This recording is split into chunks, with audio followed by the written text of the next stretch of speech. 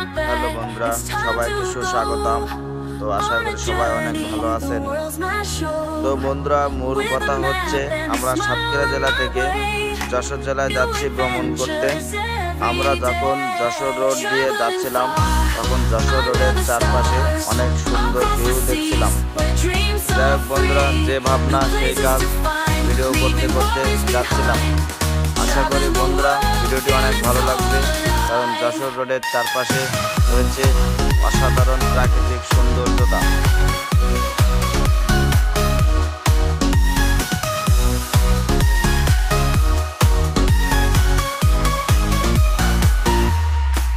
Mountains high and